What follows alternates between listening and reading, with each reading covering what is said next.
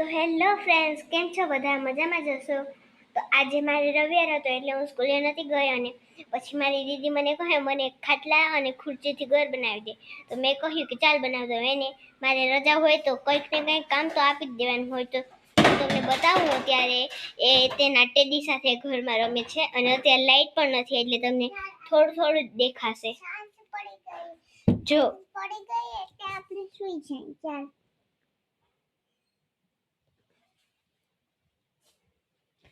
આ છે એનું ઘર. અંધારામાં કંઈ દેખાતું પણ નહીં હોય. હું એને એના ઘરમાં લાઈટ પણ ગોઠવી છે, તમને કરીને બતાવું. જો બતાડું હવે કંઈક આવું હટ તો બેન. એને જો આવું ઘર બનાવ્યું છે અને અહીંયા લાઈટ ગોઠવી છે. એને આપણે સ્વિચ પણ કરી શકીએ છીએ. આમ બંધ કરી દઈએ તો બધું અંધારું જ થઈ જાય, એટલે એ લાઈટ વહી જાય ને ત્યારે જ ચાલુ રાખે, બાકી બંધ રાખે. એટલે જો આવું એને ઘર બનાવવાનું કહ્યું હતું તો એ અત્યારે ચાલુ રાખીને બેઠી છે.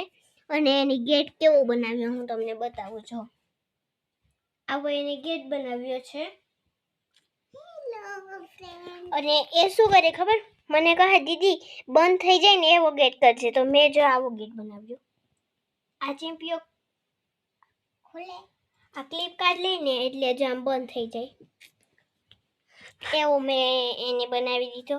અને એ કેમ બનાવ્યો હતો હવે હું પાછો બનાવું છું એવો દરવાજો. તો આ હોય તેને આવી રીતના આમ રોલ કરતું જવાનું. હેલો ફ્રેન્ડ, જ્યાં સુધી આ છે મારો ટેડી. જ્યાં સુધી ગોળ ગોળ ન બને ત્યાં સુધી કરતું જવાનું. બની